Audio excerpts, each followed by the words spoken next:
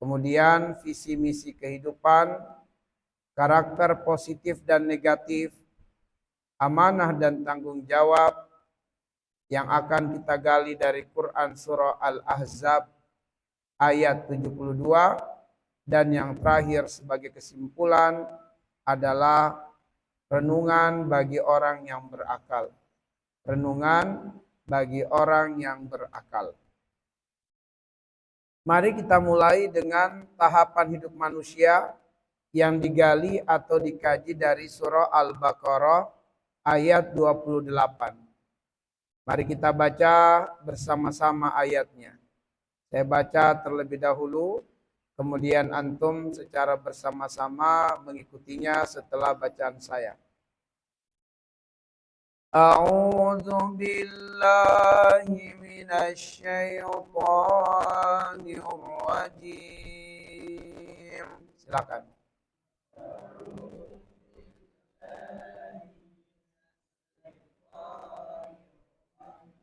Bismillahirrahmanirrahim.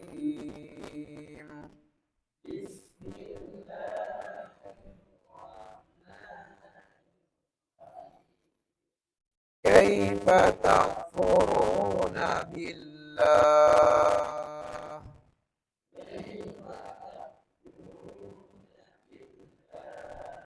wa kuntum amwatan fa ahyaakum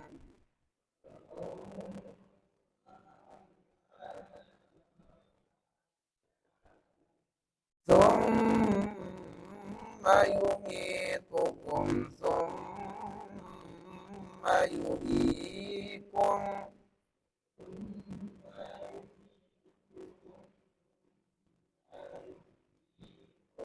thumma ilaihi turja'un.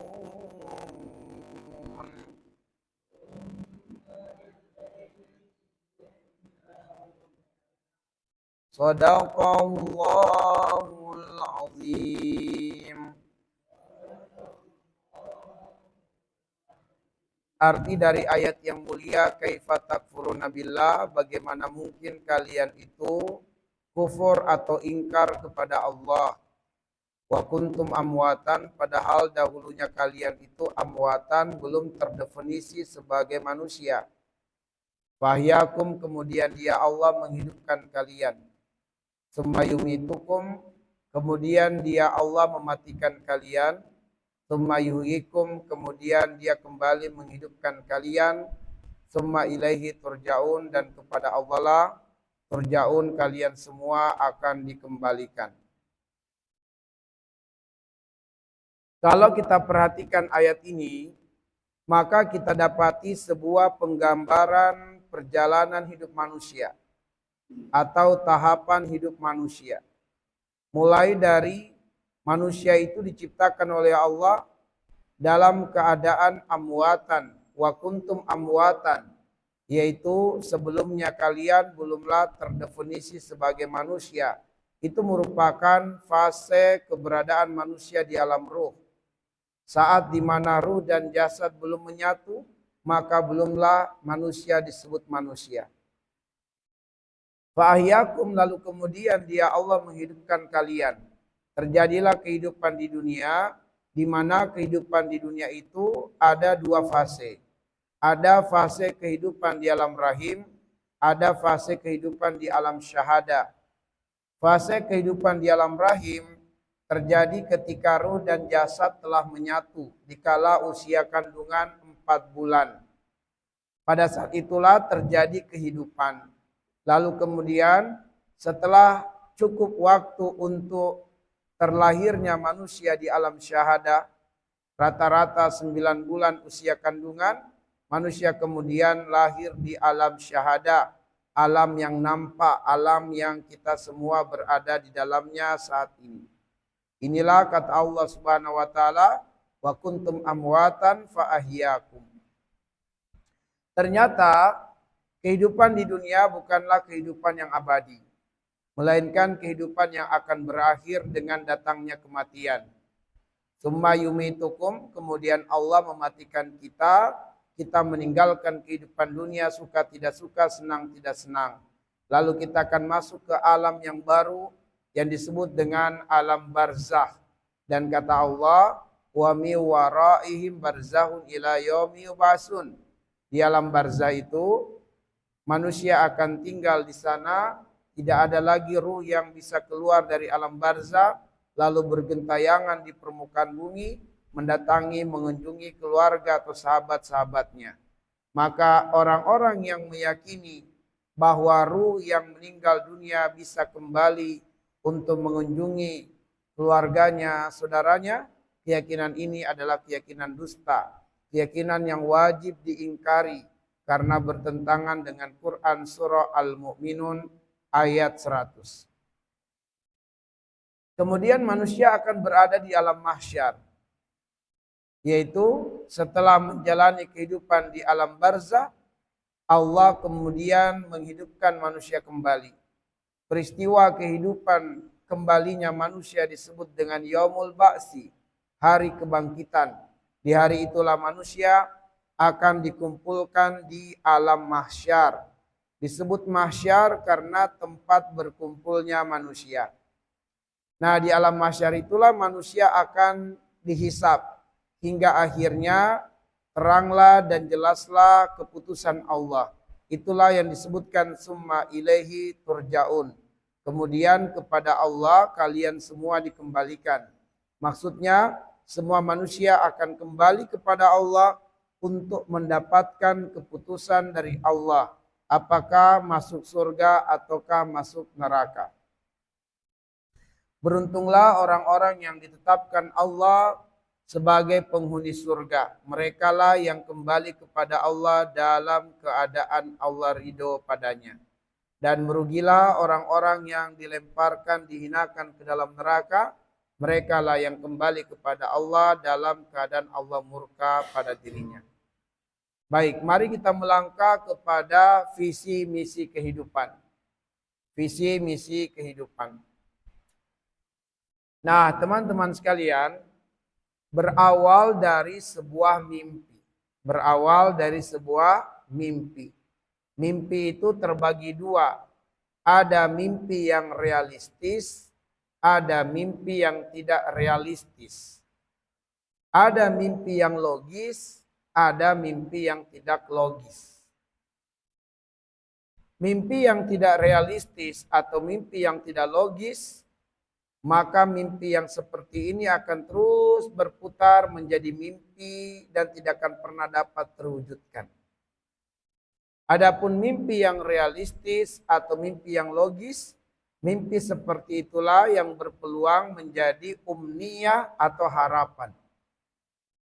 Dan harapan inilah yang nantinya menjelma menjadi sebuah visi. Visi itu adalah pandangan di masa depan. Maka visi itu adalah harapan, adalah umniyah. Dan visi akan menjadi sebuah tujuan kalau ada sebuah proses yang terukur, yang jelas, yang mengantarkan seseorang kepada visi tersebut. Maka pada saat itulah visi menjadi sebuah tujuan karena adanya sebuah proses yang disebut dengan misi. Apabila kemudian ada visi tapi tidak ada langkah-langkah yang terukur, tidak ada proses yang terencana, tidak ada implementasi untuk mewujudkan visi, maka visi masih tetap menjadi sebuah harapan dan tidak akan pernah menjadi sebuah tujuan. Maka teman-teman sekalian, visi akan menjadi sebuah tujuan kalau teman-teman menjalani sebuah proses. Dan kalau kita berbicara proses, berarti kita akan merasakan di sana kepayahan, kesulitan, tantangan, atau hal-hal yang tidak menyenangkan. Pepatah Arab mengatakan, tarjun najata walam tasluk masalikaha, inna safinata la tajri ala yabasin. Kalian menginginkan kesuksesan, tetapi kalian tidak mau meniti jalan-jalan kesuksesan. Padahal kalian sadar dan tahu bahwa kapal laut tidak berjalan di atas aspal. Maka teman-teman sekalian, banyak orang yang mau masuk surga, tapi dari keinginan itu ada yang realistis, ada yang tidak realistis. Yang tidak realistis adalah mereka tidak berislam. Mereka tidak berakidah Islam. Maka keinginan mereka masuk surga adalah tidak realistis. Adapun mereka yang KTP elektroniknya adalah Muslim, maka keinginan mereka masuk surga adalah realistis, tapi surga belum tentu menjadi sebuah tujuan. Kapankah surga menjadi tujuan? Kalau ada proses real, proses yang terukur dan terencana untuk menuju kepada surga tersebut. Nah, teman-teman sekalian, maka kita menjalankan sejumlah ibadah, sejumlah ketaatan kepada Allah, kita meluangkan waktu ikut pengajian, semua ini adalah proses yang mengantarkan surga menjadi sebuah tujuan untuk kita capai.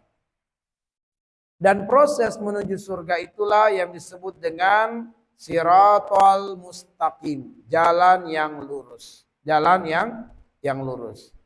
Baik, mari kita melangkah kepada pemahaman atau bahasan berikutnya kalau kita sudah memahami tentang visi dan misi. Ikhwatal iman ahibazani Allah wa iyyakum ajmain, supaya antum lebih memahami lagi di dalam Islam ada yang disebut dengan roja, ada yang disebut dengan umniyah, ada yang disebut dengan gorur. Ya, disebut dengan gorur.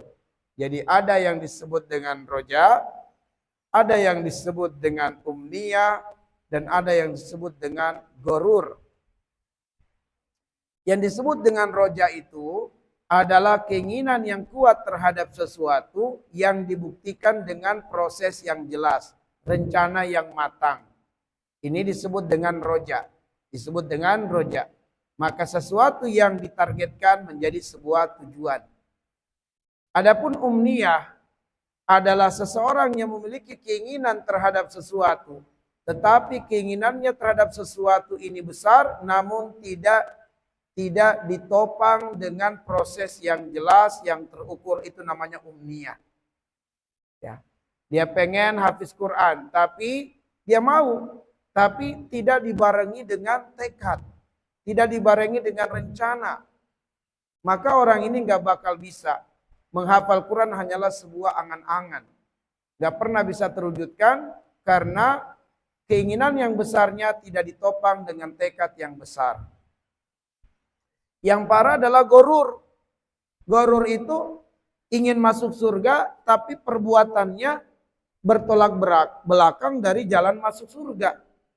Harusnya masuk surga meniti jalan yang lurus, dia malah memilih jalan-jalan dosa dan maksiat.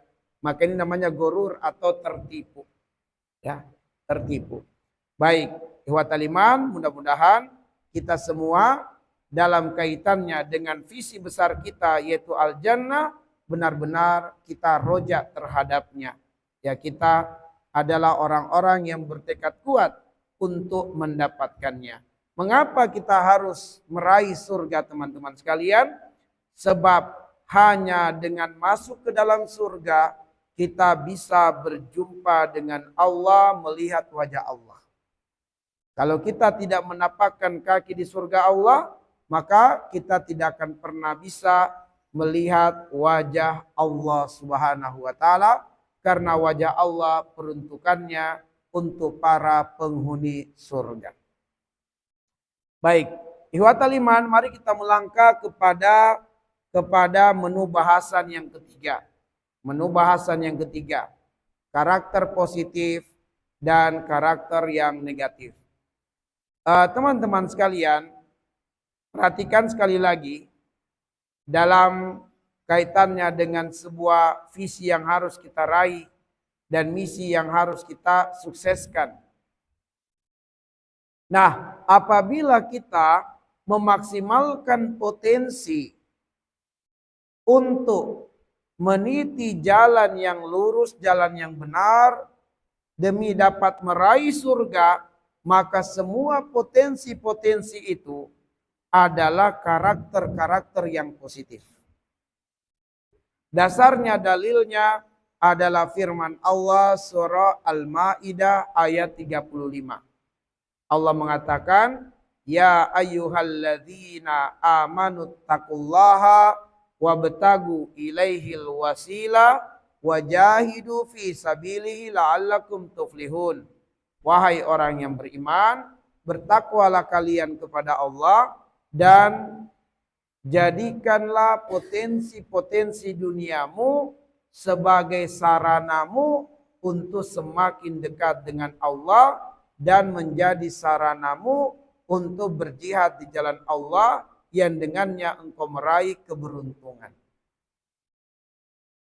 Nah, selain karakter positif, ternyata ada karakter lain yang membuat kita menyimpang dari jalan yang lurus.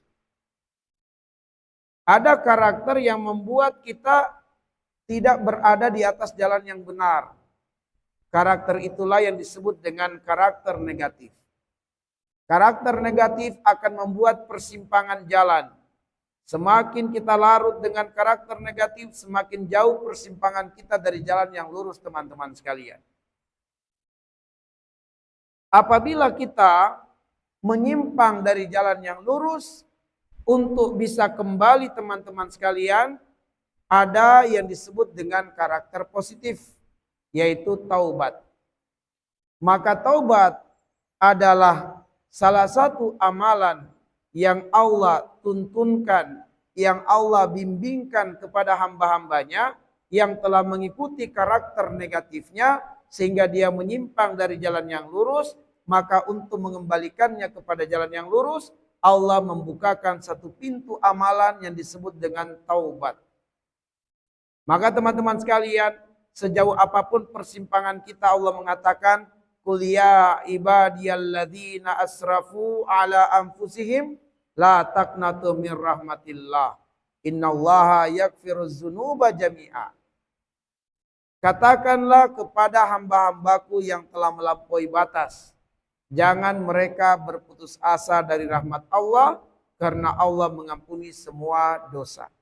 Maka ihwatal iman ahibazani Allah wa iyyakum ajmain. Hanya saja kalau kita sudah berada di atas jalan yang menyimpang dari jalan yang lurus, jangan mau berlama-lama di dalamnya, sebab khawatir kita tidak direzekikan nikmat taubat sehingga kita mati dalam keadaan tidak kembali ke jalan yang lurus.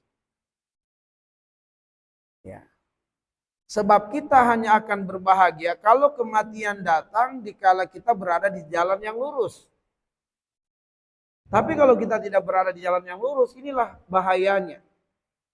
Kalau kita tidak berada di atas jalan yang lurus, inilah bahayanya. Inilah yang kita perlu khawatirkan. Kalau dikala kita berada di jalan persimpangan, justru di sanalah kita disambut, didatangi oleh kematian. Siapa di antara antum yang mau sedang asik-asiknya nonton film porno, tiba-tiba datang kematian? Angkat tangan. Ada yang mau? Minimal berniat. Abdullah mau? Nggak mau? Serius? Masya Allah. Jangan. Ya. Tapi kalau sebelumnya kita nonton film porno lalu kita bertobat dan datang kematian dalam keadaan kita kembali ke jalan yang benar, maka itulah yang top. Kenapa? Karena di antara calon penghuni surga itu adalah mereka yang sebelumnya terjatuh pada perbuatan fahisyah. Coba lihat surat Al-Imran ayat 185. Allah mengatakan, walladzina idza fa'alu fahisyatan aw zalamu anfusahum zakarullaha fastaghfaru li dzunubihim wa may yaghfiruz dzunuba illallah walam yusirru ala ma fa'alu wa hum ya'lamun. Ayat itu tidak mengingkari bahwa ada calon penghuni surga itu yang sebelumnya terjatuh pada perbuatan kezoliman terhadap dirinya sendiri. Di antaranya berbuat fahisyah. Sementara perbuatan fahisyah itu perbuatan keburukan yang didominasi oleh syahwat. Apakah perbuatan zina misalnya?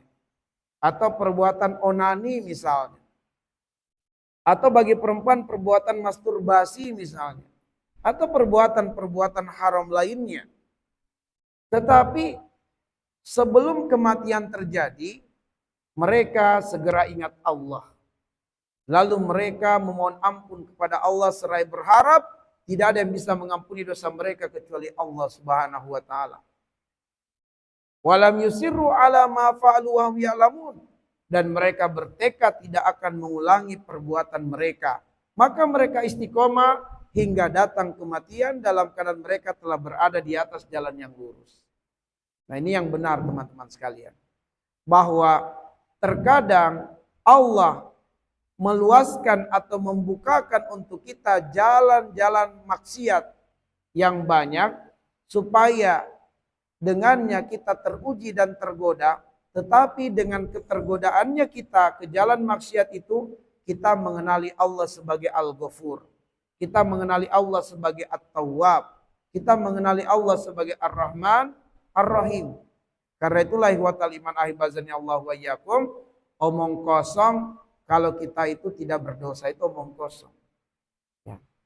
Tetapi Nabi memberitahukan kepada kita, hatinya seorang mukmin itu kalau berbuat dosa, mahaka fi sadrika wa karita yattali'a alaihin nas. Orang yang beriman teman-teman sekalian, kalau dia terjatuh pada perbuatan dosa, dadanya terasa sempit. Dadanya terasa sempit. Dia ada rasa malu yang luar biasa kalau sampai aibnya ini diketahui oleh orang lain. Makanya di antara perbuatan dosa di mana Allah akan menyegerakan hukuman kepada orang tersebut sebelum matinya adalah orang-orang yang mendemonstrasikan dosa dan maksiat. Maksudnya mendemonstrasikan dosa dan maksiat, dia nggak malu bermaksiat. Dia nggak malu bermaksiat. Padahal Allah itu, kalau seorang hamba tidak malu bermaksiat di hadapan Allah, Allah masih berharap orang itu malu bermaksiat diketahui manusia. Tapi kalau orang ini sudah tidak malu bermaksiat diketahui manusia, maka dia lebih tidak malu lagi bermaksiat di hadapan Allah. Ya. Itu rumusnya. Allah itu, kata para ulama, masih berharap kalau si hamba ini dia tidak malu bermaksiat di hadapan Allah, Allah masih berharap dia malu bermaksiat kalau diketahui oleh orang, terutama oleh orang tuanya. Tapi kalau seseorang sudah tidak malu lagi bermaksiat, diketahui oleh orang tuanya, diketahui oleh orang lain, maka sungguh orang seperti inilah yang kata Nabi, dia tidak akan mati sebelum merasakan hukuman siksaan di dunia. Ya. Sekarang kita lihat di TikTok, di media sosial, ada orang yang dengan terang-terangan memvideokan dirinya bermaksiat kepada Allah. Ya. Terang-terangan dia videokan dirinya bermaksiat kepada Allah Subhanahu wa taala. Nauzubillahi min dzalik. Baik, teman-teman sekalian, karena itulah karakter negatif akan menjauhkan kita dari jalan ketaatan kepada Allah. Menjauhkan kita dari jalan Allah Subhanahu wa taala, maka harus kita waspadai. Mari kita lihat beberapa karakter negatif. Insya Allah kami sudah membuatkan 40 karakter negatif di dalam Al-Quran dan terapinya atau solusinya. Nah, ini adalah diantaranya. Nanti pada kesempatannya akan kita share kepada antum tentang 40 karakter negatif di dalam Al-Quran serta solusinya. Ya, solusinya.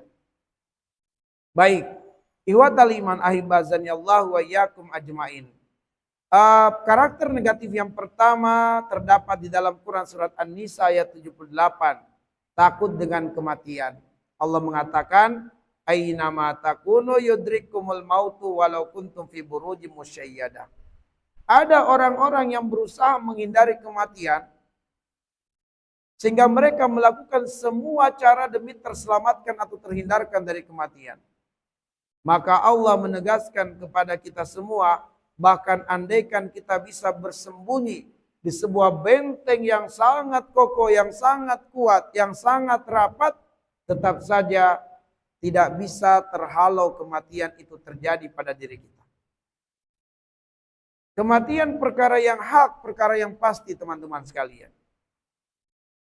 Namun ada orang-orang karena takut pada kematian, mereka akhirnya melakukan pelanggaran-pelanggaran syariat.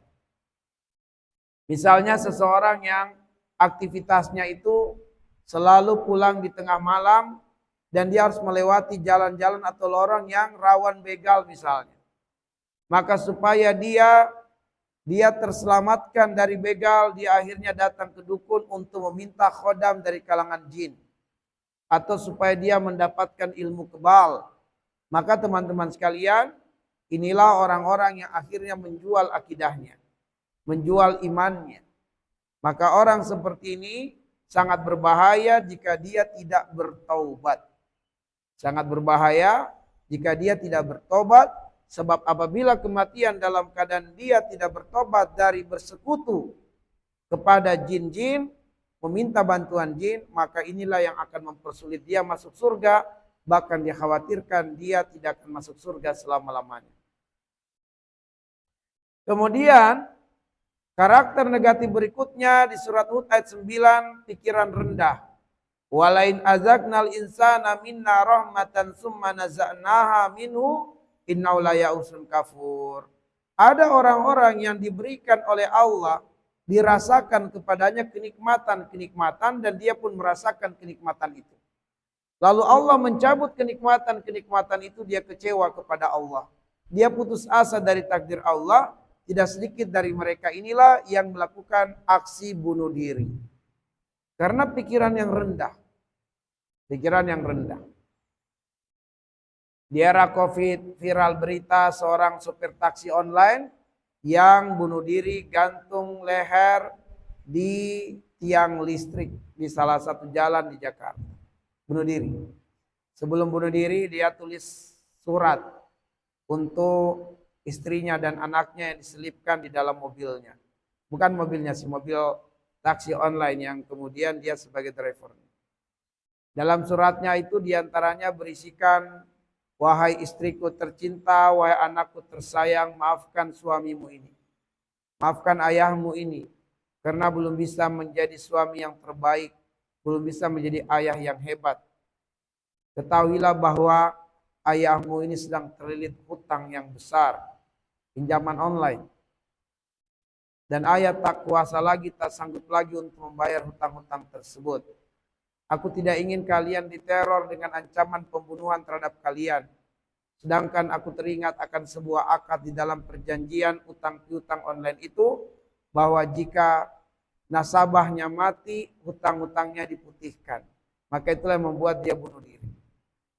Inilah orang yang pesimis, pikiran rendah. Dia menyangka dengan kematian selesai urusannya. Maka teman-teman sekalian hati-hati. Betapa kita juga akan diuji oleh Allah Subhanahu wa taala dengan sakit yang berkepanjangan dan membuat kita akhirnya kecewa dengan Allah.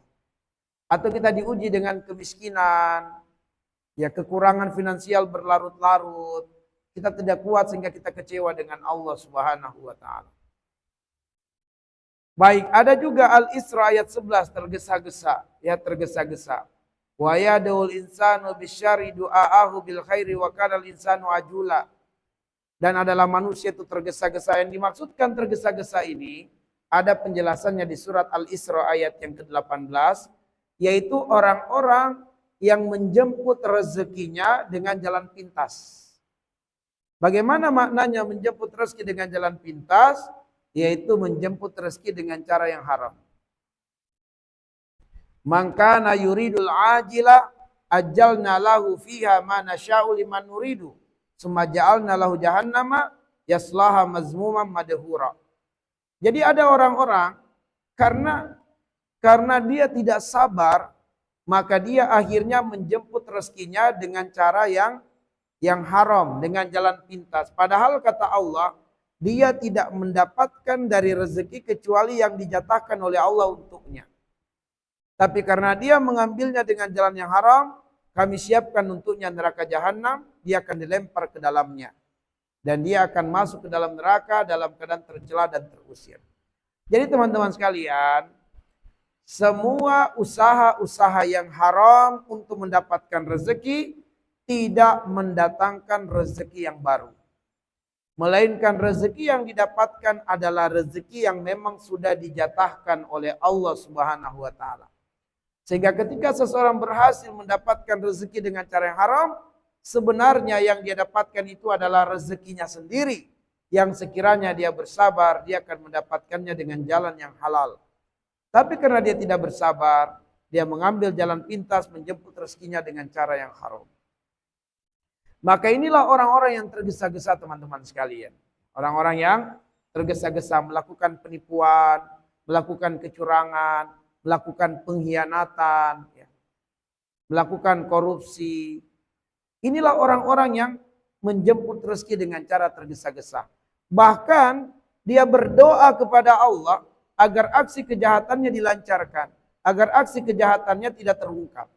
Ada orang-orang demikian, dia menyebut nama Allah sebagaimana kita berdoa untuk kebaikan, tapi dia berdoa menyebut nama Allah untuk dilancarkan aksi keburukannya. Dia mau mencuri, ya Allah mudahkanlah langkahku. Dia mau mencuri itu. Setelah dia mencuri, ya Allah tolong aku, ya Allah jangan sampai ketahuan terungkap.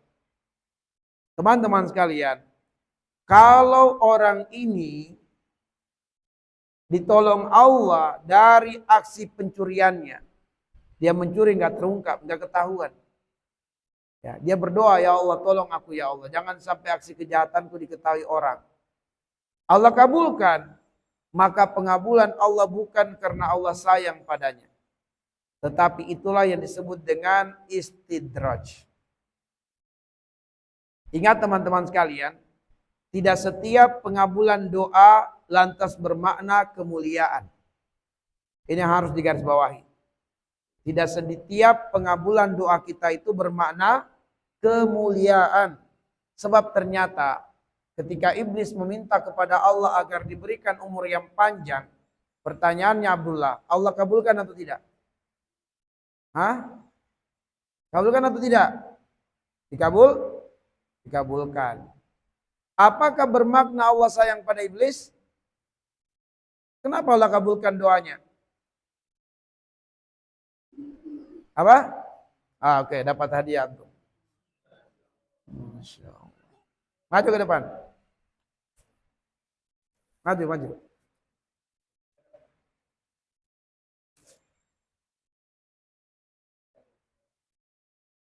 Nah, begitu. Jawab harus tegas. Jangan malu-malu, jangan takut-takut.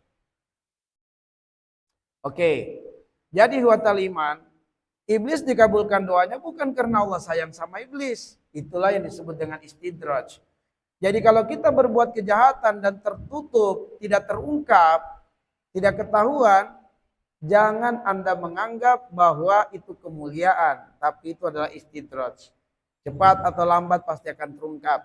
Karena Allah mengatakan, man amila sayyi'atan fala yujza illa mislaha. Siapa yang melakukan keburukan, dia pasti akan menuai balasannya. Balasan dari keburukan itu. Bahkan kata para ulama, teman-teman sekalian, kalau ada aksi kejahatan langsung dibalas oleh Allah, itu lebih ringan daripada aksi kejahatan yang ditunda hukumannya oleh Allah. Allah menunggunya tobat. Tapi kalau tidak tobat, maka balasannya dahsyat. Maka karena itu, kata para ulama, untuk kejahatan yang langsung dibalas oleh Allah, itu umumnya lebih ringan dibandingkan kejahatan yang ditunda pembalasannya oleh Allah. Nah, itu lebih berat biasanya. Ya, lebih berat. Makanya jangan sampai teman-teman sekalian, ya, kita berbuat maksiat lalu kita menganggap aman-aman saja. Jangan kita merasa aman. Pasti ada balasan yang lebih dahsyat nantinya. Ya, dan karena itulah sebelum aib itu dibuka oleh Allah, dibongkar oleh Allah, segeralah kembali melalui jalan taubat. Melalui jalan taubat. Kalau jalan taubat, insya Allah aib kita ditutup oleh Allah, dijaga oleh Allah Subhanahu wa taala. Baik, kemudian teman-teman sekalian, Al-Kahfi ayat 54. Nah, ini yang sering terjadi pada kita nih anak-anak muda. Suka berdebat. Ya, suka berdebat. Ya, suka berdebat. Diberitahu selalu ada tangkisannya. Selalu ada balasannya. Ya.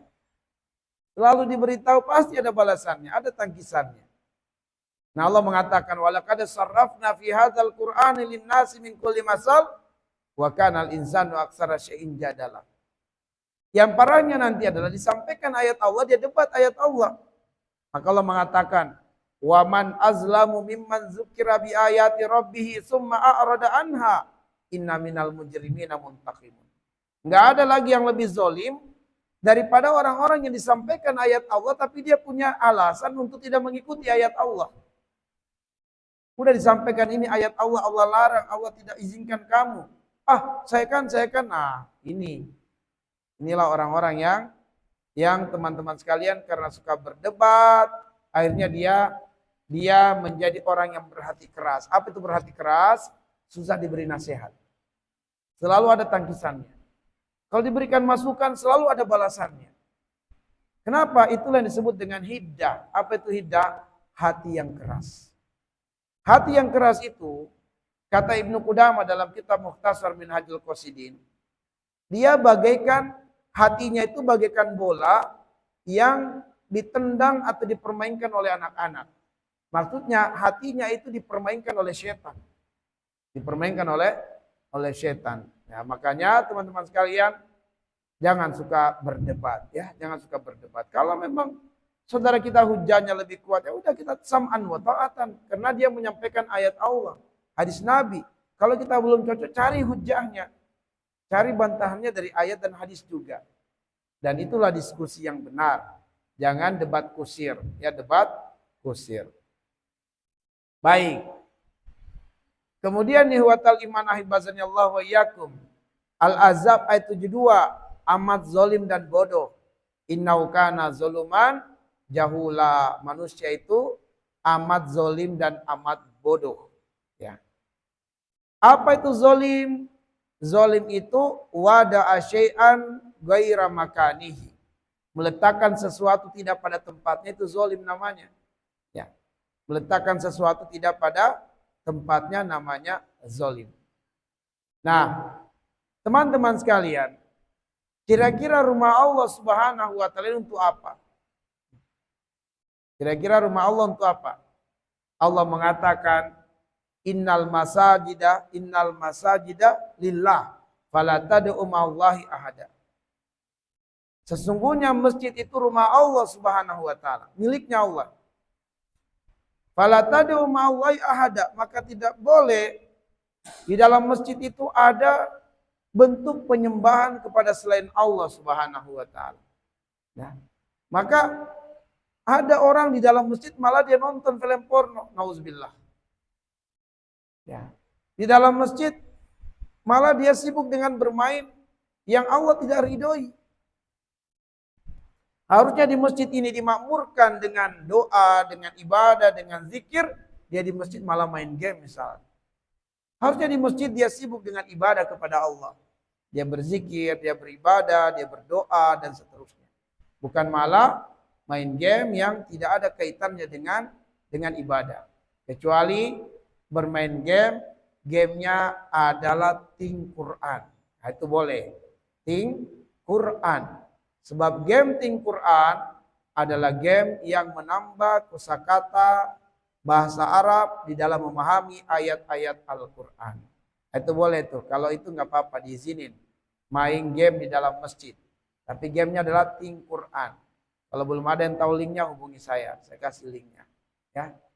Nah, ting Quran teman-teman sekalian, bermainlah dengannya. Ya, bermainlah dengannya. Saya juga kadang main game, tapi main gamenya adalah ting Quran. Sebab dengan kita main game, kita bisa tahu kosakata ayat di dalam Al-Quran. Baik, kemudian surat Al-Ma'arij ayat 19 sampai 21, berkeluh kesah dan pelit dan bakhil. Innal insana khuliqa halu'a, manusia diciptakan dengan tabiat suka berkeluh kesah. Idza masau syarru jazua, kalau ditimpa keburukan seringkali dia mencari kambing hitam. Wa idza masal khairu manua, dan kalau dia mendapatkan kebaikan malah dia pelit. Ya dia pelit. Makanya wataliman, orang-orang yang apabila dalam hubungannya dengan Allah hitung-hitungan. Wa atakalila wa akda. Sudah memberinya sedikit, hitung-hitungan pula dengan Allah Subhanahu wa taala. Ya. Orang-orang yang pelit, ada rezekinya disembunyiin dari yang lainnya. Pengen dia saja yang kuasai. Ya, dia sedang makan di restoran mewah, yang dikirimkan ke kita di grup gambarnya doang. Ya, bukan makanannya, makanan yang dikirim. Ini gambarnya yang dikirim. Ya. Makanya watalimana hibazani Allah wa iyyakum, ini karakter negatif yang bisa menjauhkan kita dari jalan yang lurus. Kemudian Al-Adiyat ayat 6 ayat 7 tidak bersyukur dan suka membangkang.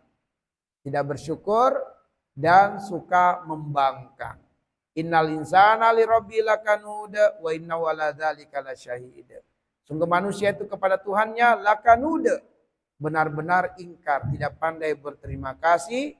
Wa innahu ala dzalika lasyahid, bahkan ada di antara manusia terang-terangan bermaksiatnya kepada Allah. Terang-terangan bermaksiatnya kepada Allah Subhanahu wa taala. Maka hati-hati teman-teman sekalian, udah diberi kesehatan oleh Allah, maka dengan kesehatannya dia bermaksiat. Udah diberikan ketampanan oleh Allah, dengan tampannya dia berzina. Ya. Dia gaet banyak perempuan untuk dia mengajaknya berbuat zina. Maka ini tidak boleh. Ya, ini adalah orang-orang yang tidak bersyukur dengan nikmat Allah Subhanahu wa taala. Bahkan terang-terangan bermaksiat kepada Allah Subhanahu wa taala. Kemudian At-Takatsur surat 1 sampai 2, lalai karena dunia. Ya, lalai karena dunia. Alhaakumut takatsur hatta zurtumul maqabir. Ya. Kemegahan telah melalaikanmu dari ibadah, dari ketaatan. Sejak dia dibukakan pintu dunianya, sudah mulai tidak banyak lagi qiyamul lailnya, tidak banyak lagi baca Qur'annya. Sibuklah dia dengan dunia. Hatta zurtumul maqabir, sampai mau mati pun masih ingat dunia terus, ya. Ingat dunia terus. Maka teman-teman sekalian, dia bisa tahu apa kekurangan handphonenya, apa yang perlu ditambah dari handphonenya. Dia tahu apa kekurangan dari barang-barang mewahnya, tapi dia tidak pernah tahu kekacauan dalam hatinya. Bacaan Qur'annya belepotan, gak ada tuh pikirannya mau perbaiki. Ya. Tapi kalau perkara dunia nggak bisa tidur, aduh ini saya harus perbaiki cepat ini, harus diganti cepat ini. Tapi dia tidak bisa baca Quran dengan baik dan benar, nggak ada kekhawatiran untuk bisa segera memperbaiki bacaan Qurannya. Dia selalu tidak bangun qiyamul, nggak ada kesedihan di hatinya. Ya Allah kenapa? Padahal saya sudah dibangunkan, kenapa saya berat banget? Nggak ada kesedihan. Orang begini nggak bakal dirubah oleh Allah. Ya, sebab Allah akan merubah seseorang kalau dia mau sungguh-sungguh. Kata Allah dalam surat Al-Ankabut ayat 69, walladzina jahadu fina lanahdiyannahum subulana. Orang-orang yang bersungguh-sungguh memilih meniti jalan kami bukakan untuknya jalan hidayah. Tapi kalau orang ini dibangunkan subuh berat banget dan itu terus, nah itu karena memang dia tidak punya kesungguhan untuk merubah dirinya. Dan Allah nggak akan rubah keadaannya sampai dia mau merubah dirinya sendiri. Innallaha la yughayyiru biqaumin hatta yughayyiru ma bi anfusihim. Tapi apabila dalam hatinya ada kesedihan, ya Allah, teman-teman pada bisa bangun qiyamul lail, kenapa saya susah ya Allah, kenapa saya berat ya Allah. Ada kesedihan, insya Allah orang ini diberi taufik. Nggak lama lagi dia bakal bisa bangun qiyamul lail. Karena Allah lihat hatinya itu ada kesedihan, bukan kenikmatan, bukan kesenangan. Ya, maka orang yang susah bangun itu karena nggak ada kesungguhan dalam hatinya. Jadi Allah nggak rubah keadaannya. Tapi kalau dia malu, ada rasa sedih, orang kok pada bisa bangun qiyamul lail, saya tidak.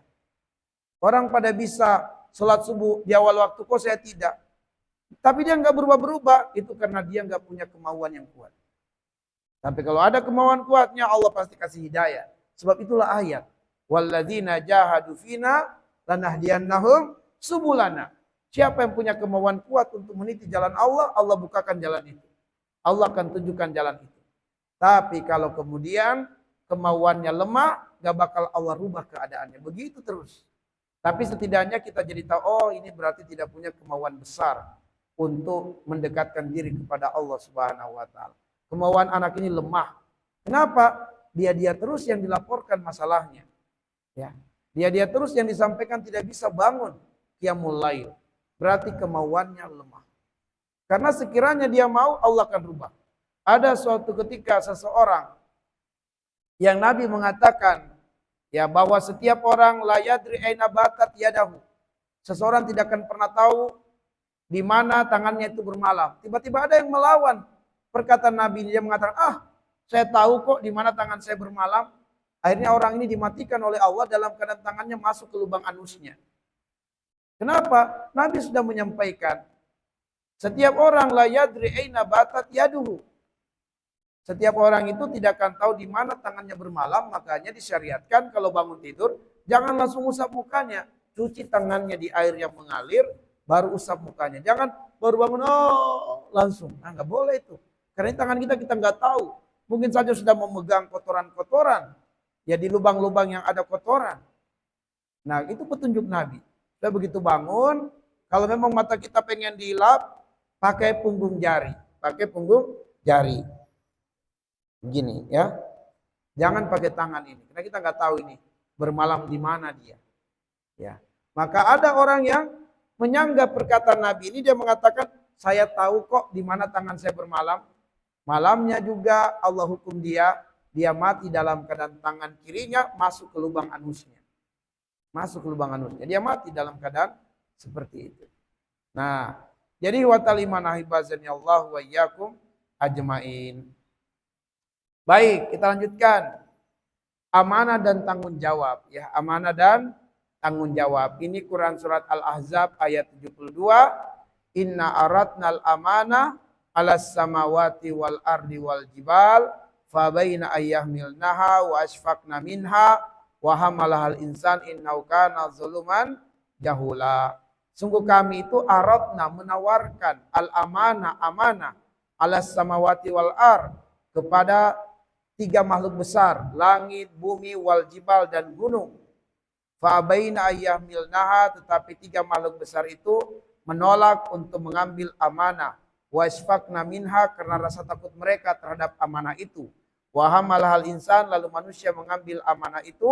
Innahu kana zaluman jahula, maka manusia akan menggampangkan melalaikan amanah dikarenakan kezolimannya dan kebodohannya. Nah, wa taliman, apakah makna amanah di sini? Menurut Ibnu Abbas, al-amanatu hiya at-taqwa. Amanah di dalam ayat ini adalah takwa. Ini perkataan siapa? Ibnu Abbas radhiyallahu anhu. Maka teman-teman sekalian, di dalam ayat ini kandungannya pertama, menghambakan diri kepada Allah Subhanahu wa taala. Ya, kita terlahir di muka bumi ini, di pundak kita ada tanggung jawab, ada amanah yang besar. Amanah itu adalah bagaimana kita memberikan kepada Allah apa yang menjadi hak Allah. Hak Allah atas hambanya adalah ibadah. Maka kita persembahkan untuk Allah ibadah yang terbaik. Karena itu adalah hak Allah. Yang kedua adalah amanah berupa perintah-perintah Allah untuk dilaksanakan.